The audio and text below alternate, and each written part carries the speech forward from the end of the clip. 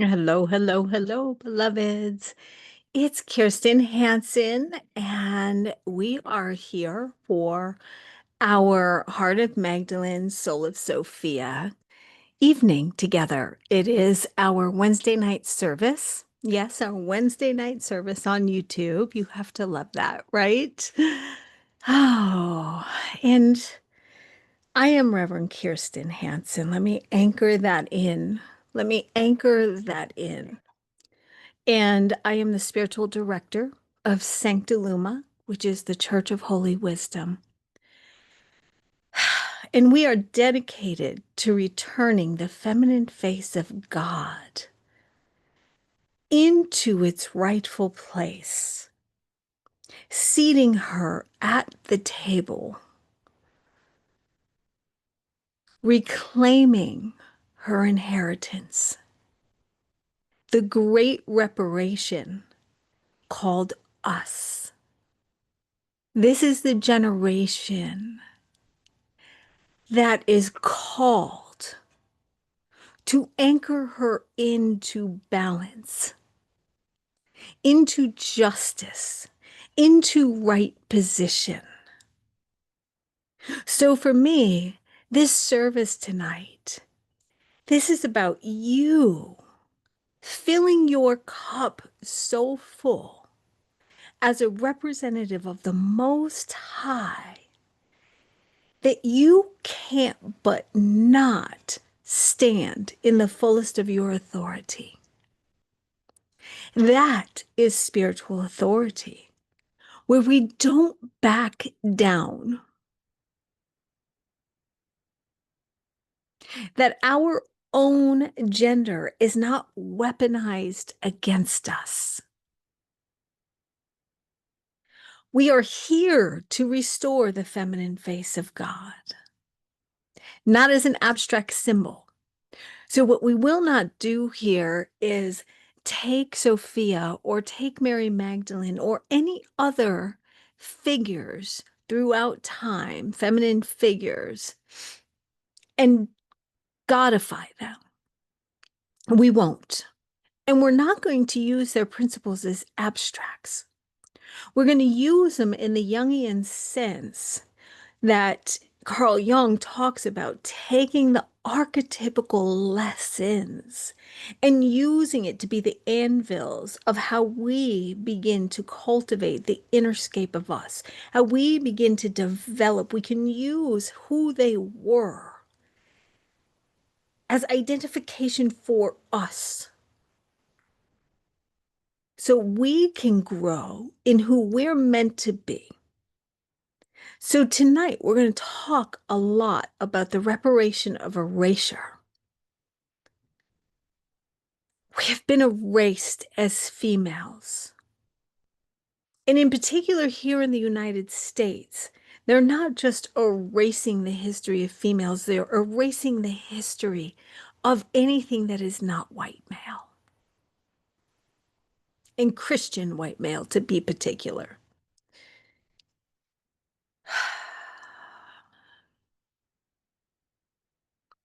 So tonight, as we talk about the reparation of erasure, I want you to remember that you will be somebody's grandmother, somebody's great grandmother, somebody's great great grandmother, meaning what you do today matters because you will be the ancestors to the future. And so, one of the things that I'm committed to within Sancta Luma, there's many, but this is one, is that we lean forward courageously and boldly and loudly when everyone else is backing up and scared.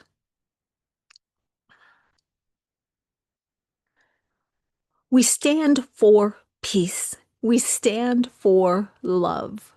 We stand for everyone winning. But that does not mean our eyes are closed. And it does not mean that as a reverend who is in the process of my own trainings,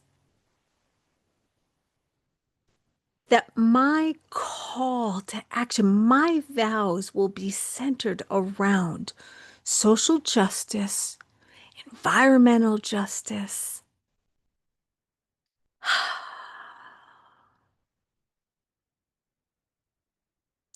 And this is more important than the doctrine of theology, okay? And I'm proud of that.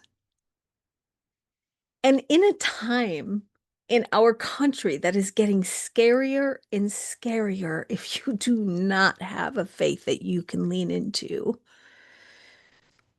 I'm amazed at how willing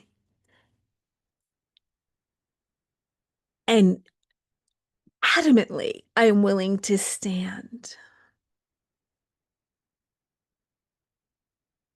and will not back down. I will lean forward when everyone else is leaning backwards. That you can be rest assured. Now, anyone who knows me well knows I call myself the ghetto gospel. Tupac is my greatest minister, right? I am the ghetto gospel. It's one of his, I just love that song. He did it with Elton John. But what's important about that is I have paid the price for being hellbound. And why do I bring that up with you tonight in this service? Because fundamentally, hell is on earth, caused by people who are anchored in fear, doubt, worry, concern, hatred, jealousy, selfishness, greed. There is not a religion on earth that does not teach about this stuff. And our world is a microcosm or macrocosm of that micro, of the interiority of each of us.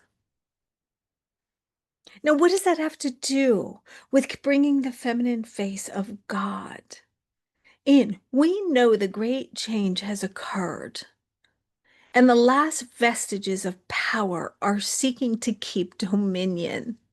And they're struggling, right? Like there was a point where Napoleon couldn't win anymore. That is what we're facing in our country and globally. So we have a couple more years of strife to go through. But there will be a time of great peace that comes. And that begins when we have peace within us. See, what I know to be true, what I know to be true is that I cannot be silenced. What I know to be true is I'm not a slave. What I know to be true is I bow before no one. I bow to God obediently, but not in the way that it's taught. I do it out of deep reverence. Deep reverence. That's Mary Magdalene. That is Mary Magdalene. She had such deep and profound reverence that she knew what was home within her. She knew where the holy lied, right? We know that she saw the dove. The dove was the love of God anchored upon her. We know that Jesus was her beloved. She was at his frequency, otherwise she would not have been with him. That is how the quantum works.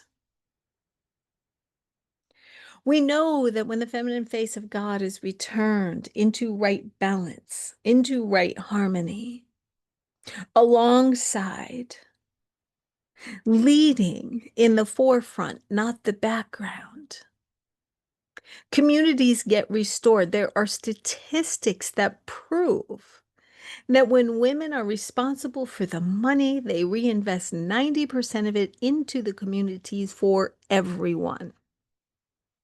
So that means nobody gets left behind when women are seated at the throne and at the table. Now, one thing that I know that Mary Magdalene did in my studies of Mary Magdalene is she studied and she practiced And she did her work, and she had courage.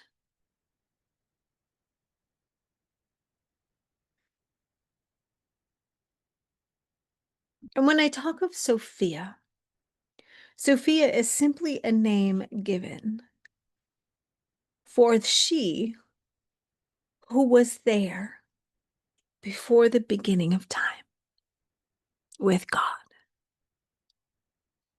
Again, the feminine face. We are the womb.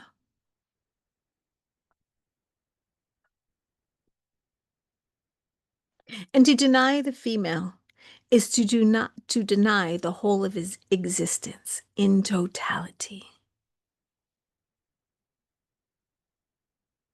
And so imagine, by denying the feminine face of God, you are denying yourself, whether you are male, female, or they, whatever your identifier is.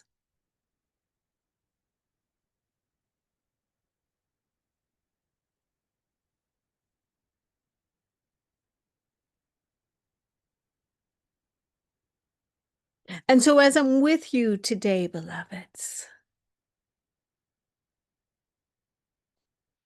we are going to breathe in that breath of God, that Shekinah, the Shekinah into us. We're going to breathe in that breath of God and recognize that it is in you. It is seated within you. See, this is the exercise. This is the contemplative exercise. This is the experience that is yours to do. If you don't pray, okay. If you don't meditate, okay. I'm here to tell you they make a difference in the long game. But for now, we're going to anchor in through breath. So breathe in the breath, because that is the holy breath, this prana, this life force, this Shakti. It is yours. Breathe it in. This is the sustenance of your life. It is the living power that runs through you. And as you breathe, allow that source of all of your supply to go through you. Allow it to go through you all the way in. Just take that breath. You can't but not acknowledge the luminosity of who you are in this breath. Because in each exhale are little light fractals that come out, because you, beloveds, are the holy light. So let's do this again. Breathe in and feel the Shakti, the life force, the prana, the breath move through you. Breathe in. And as you exhale, exhale into the loving, liberating embrace of creation. Just exhale and release into that. For you, beloveds, are one with this interconnected oneness. You are part of this great flower of life. The theme of creation that spans time over time over time. That infinite love, that ineffable love.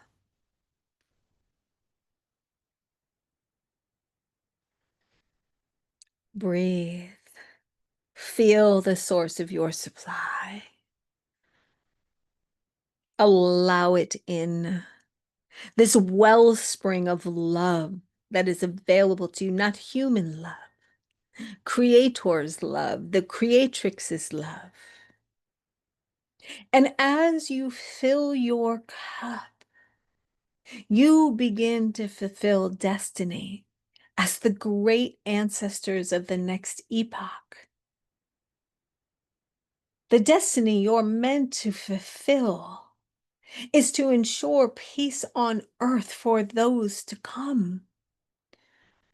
Let the many speak of you in the future for having walked the path of peace that takes courage beyond all knowing.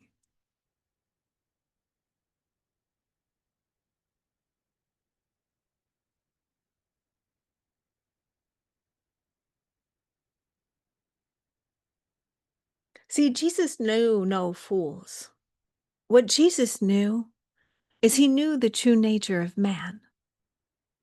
And he knew that the true nature of man would betray repeatedly, over and over and over. Until the one moment where they saw unequivocally the knowingness of the Most High. And in that surrender, the miracles happened. It was not just a belief, not just a belief. It was a knowing, a profound knowing, so absolute, so true, that that which they believed couldn't help but be done because it was what they believed. But Jesus played no fools. He knew who was who and what was what. He knew who knew and he knew who didn't. But he also said, "Follow me, and I will show you the way." And Mary did.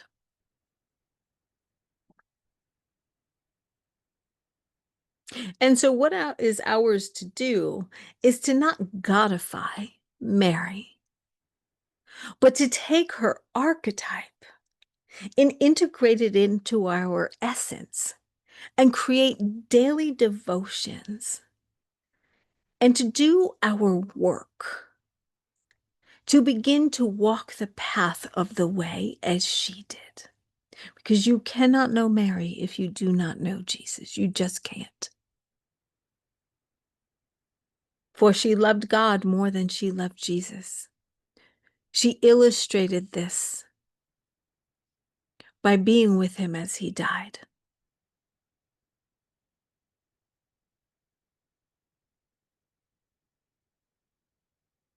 You are the ancestors of the future.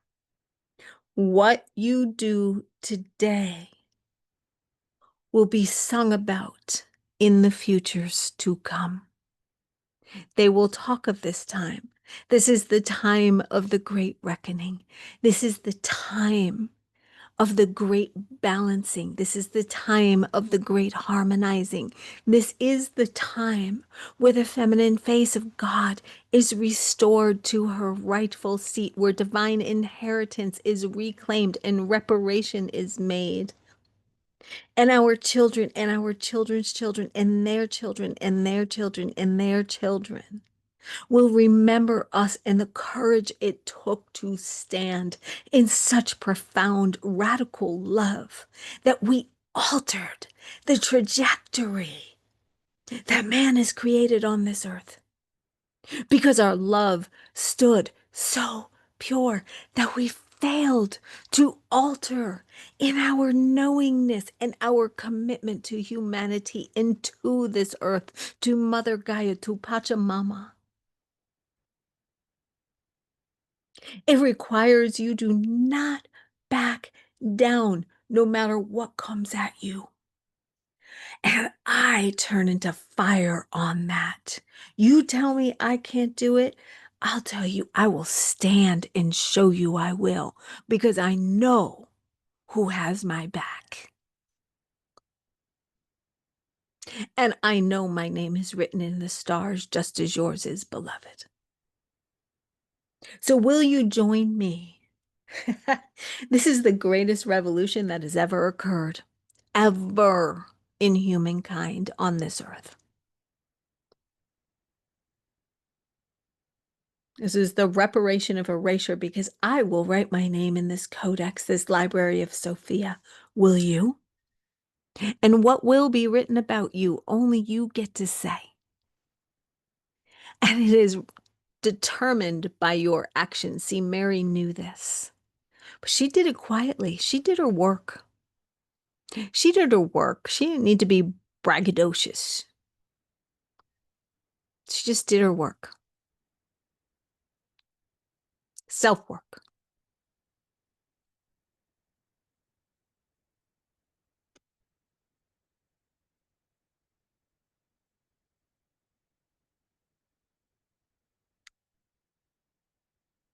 So tonight,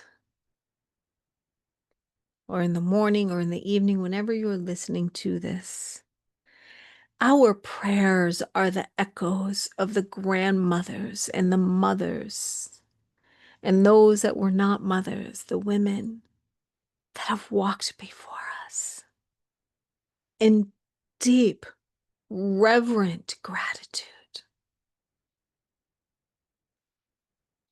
Feel that in your bones.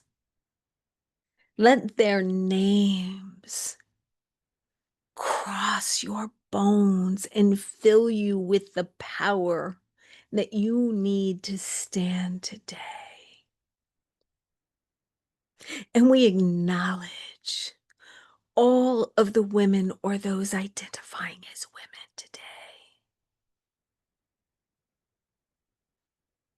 We acknowledge the power of who we are. This is the great gathering. We are gathering. The drum beats are beating. We are gathering. And we are the future realized now. And we give thanks to all who will walk after us. For they are my guiding stars. See, I work with those in the future. Those are my guides. I've worked in the past with those from the past. I've gained their wisdom, and they still reveal to me sometimes. But my people are those in the future. It is shaping the truth of who I am today. For I need to know where we're going. And what I am committed to is that tomorrow is better than today. For the children of the future. Unity, love, peace, joy, happiness. So, beloveds, as the feminine face of God, this is your church, the church of holy wisdom, wisdom herself. You are wisdom. You are the voice. You are the theology. And you are to take your rightful place at the table, rooted in balance and harmony. This is the great remembrance. But it's not just enough to remember. It's about the great becoming. Because who you are matters, and I say that all the time. And it's not just what you do publicly. It's what you do silently. If you were to look at my day, you would see me reverent. I have a lot of days that I'm not, so I'm not perfect. I want to be really clear. Like, I'm as human as hell. But I do have anchored practices. And when they stop working, I create new ones. My devotional practice to my continuing to understand the divine, that is my priority. And everything moves from within that. And when I'm lost, I spend time finding my way home. And lost looks like, to me, my mind has fears. I doubt, I worry, I have concern, I'm not of service, I don't understand, I want more, I don't have gratitude. That's what loss looks like to me. In other words, I don't have inner peace. And when I don't have inner peace, you rest assured I get busy on my devotional. Because it is in the peace, it is in that stillness, it is in that place that wisdom reigns supreme. She finds us there in that quiet, devotional, peaceful grass field where we reside.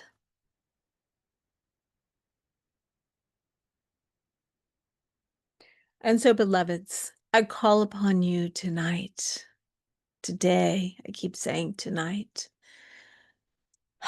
to rest in the power and presence of who you are, and to call in the source of all your supply and find that interconnected oneness. And in that, reconcile your own divinity and your place in history, her story, and write your story in the Codex Library of Sophia, so that the children's of the futures will remember your words. They are being written. And so this ends our night together.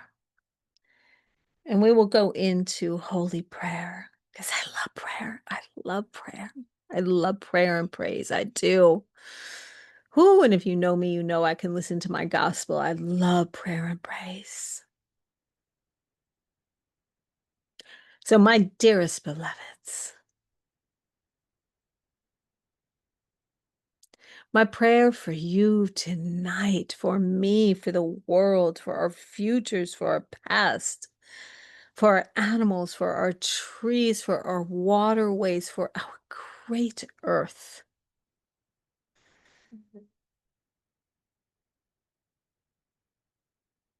is that we come to know the joy of living.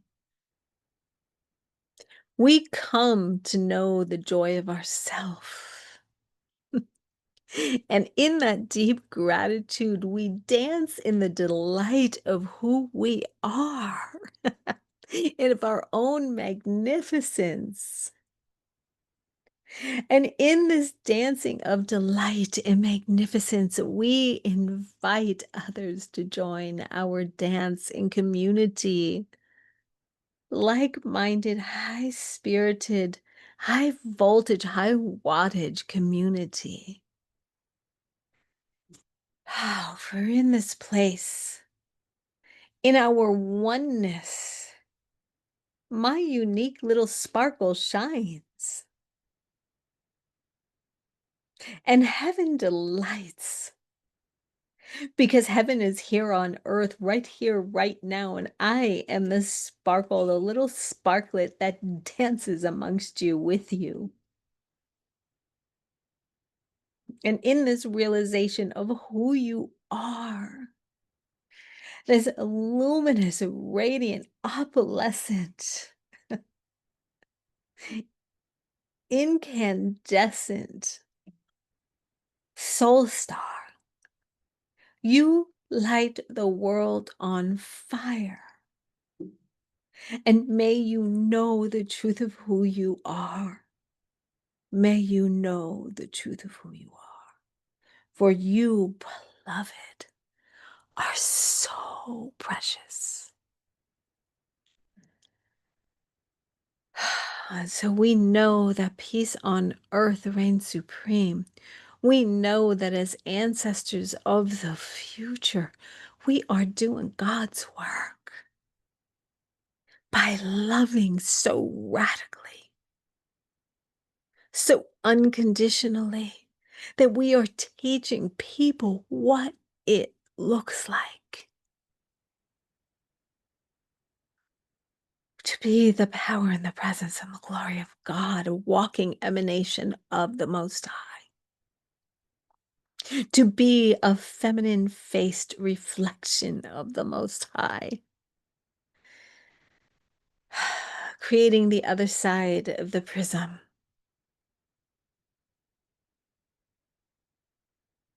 by standing in balance and harmony.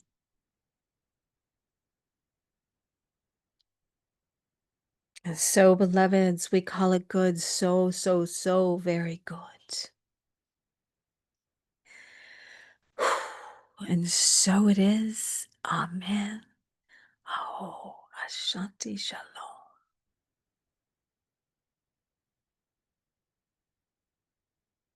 Good night, beloveds.